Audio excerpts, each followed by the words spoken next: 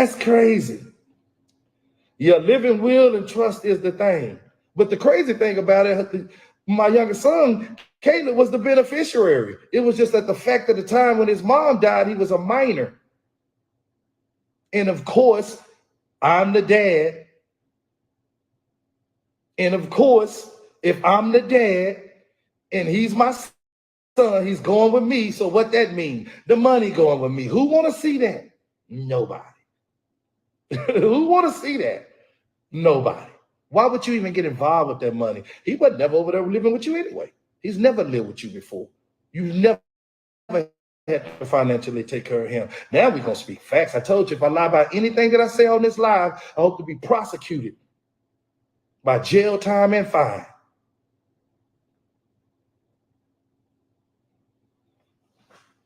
My son is right there. Yeah, I don't think you don't hear him lie to him. This is an older son, 34 years old. How they overpassed him as a man. I just told you, a woman can say and do anything, whether she right or wrong, and nobody care.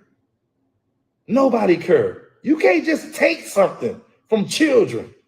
You can't just make up who somebody daddy is and punishing a whole other person for money. You can't send nobody. Where we start doing this at? Where we start doing this at? Where do we start doing this at? Come on. This boy is 24 years old and don't even know who his daddy is. Why would he not know who his dad is? Why would a mother keep that from him? Why? But this is a father juggling two different situations all at one time. And you think I ain't going through it? Yeah, I'm going through it. But in the end of the day, the burden that's going to be lifted off my chest after the day, you will never understand. And I'm going to fight for dads. I'm going to fight for moms that's going through the same thing I'm going through. Because this is not a dad issue. This is a dad and a mom. It's moms out there going through the same thing that I'm going through. So don't think that I'm against moms. No. I'm talking about right. This is right. If I was a bad guy, and if I was sitting here today speaking to y'all, and I know that I've done something wrong, I know that I've not been there, I know that they've called me and I said, no, I've no, then I wouldn't have anything to say.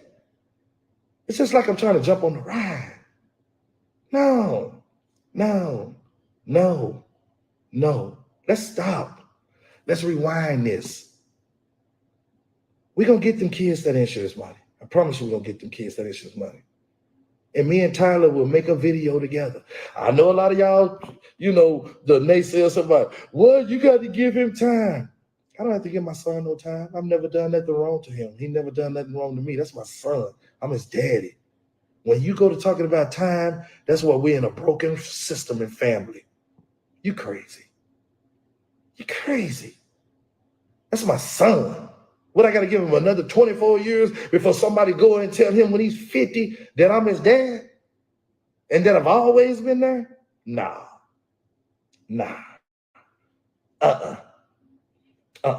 He's always had a dad. He's always had a grandmother. He's got brothers. He got a family. Why would we keep that from him? We won't keep that from Tyler no more. No. This is crazy, y'all. Let me tell you how crazy this is. We have a superstar.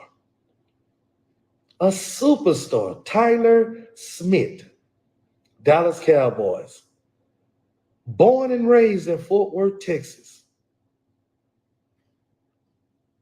You don't get no story like that. That's only God. God placed Tyler's name in the Dallas Cowboys lottery pick. This story was supposed to be told. Boy, God is amazing. Do you look at me now? You look at me. You would have never, ever in your life knew I carried this pain on my shoulders. That's what a strong God will do for you. I've never met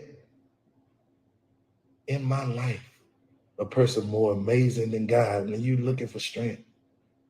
And let me tell you this here. God say vengeance is his.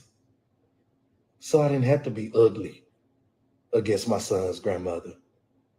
I didn't have to be ugly against Tyler's mom. I left it to God. And God, in a blink of an eye, unveiled everything. I would have never knew about the insurance policy my ex-wife left her 2 boys if my sister wouldn't have passed away in November and we went to Tree of Life to have her buried. As sad as that was, it came something good out of it. I would have never knew about that until we buried my sister last year. I wouldn't have never knew.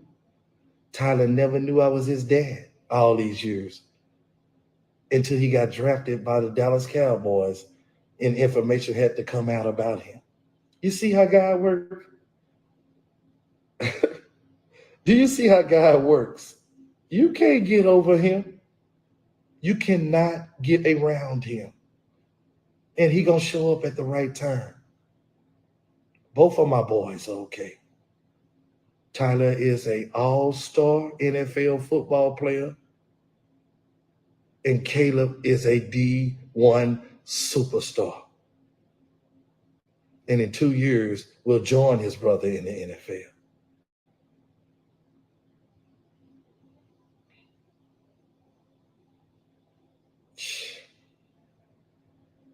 I tell you this here. I tell you this here. I have no animosity between nobody. Only thing that I want to know is this: why can't we just get along? The black race, we got to come together. We got to do better. We got to do better. If you're a single mom out there, you're doing it yourself, do it. There's no need to bash anybody about what you're supposed to be doing. If you're a single dad and you're out there doing it yourself, do it. There's no sense to bash anybody. These are our children. Bashing doesn't make the situation any better. It doesn't. It doesn't. We have to be strong, y'all. We have to. We lost our community in the black race, man. We have really lost community. We just do anything to each other. And we need to get aside that and get back strong. The world is tearing us apart, y'all. Tearing us apart slowly, slowly, slowly. And we need to stand up and get it back together.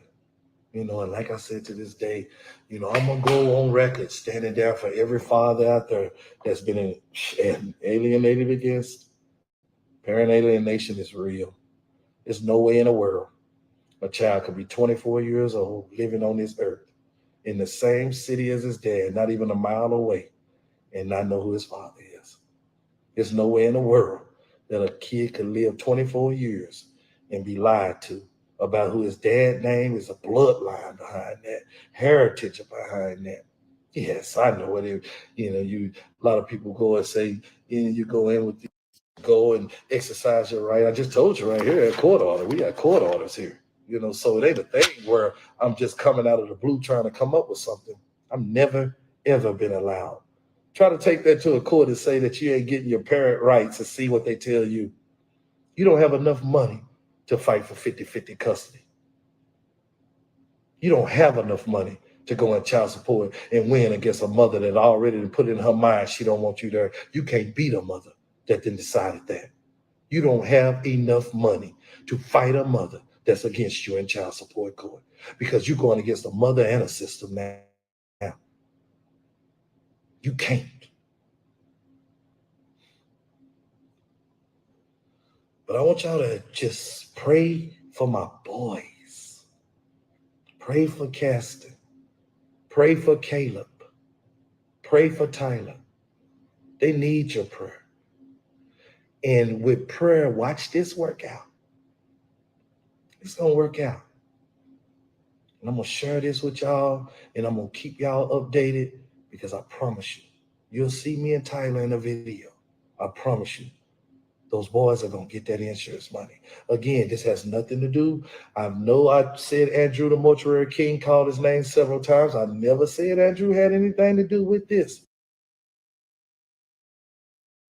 The thing that I said was, Andrew, my son has called you several times and texted you about his mom's burial information and about getting that death certificate changed, and you have totally ignored him. You are the person that can fix that, Andrew, because you are the person that sent it off. You got the incorrect information that you know from the grandmother. You can change that. Andrew, if you the Mortuary King, stand up.